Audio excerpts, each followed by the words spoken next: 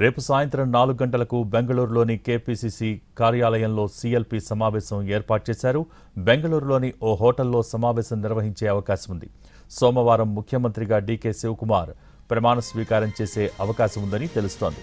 సాయంత్రం 5 నుంచి 6 గంటల సమయంలో విధానసభ ప్రాంగణంలో ప్రమాణ స్వీకార కార్యక్రమం నిర్వహించాలని నిర్ణయించినట్టు తెలుస్తోంది. డీకే కేబినెట్లో 2 డిప్యూటీ సీఎంలు ఉండనున్నారు.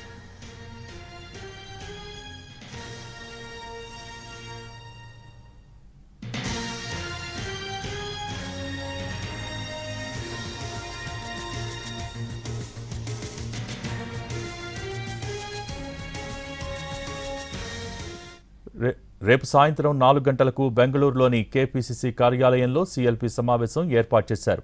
బెంగళూరులోని ఓ హోటల్లో సమావేశం నిర్వహించే అవకాశం ఉంది.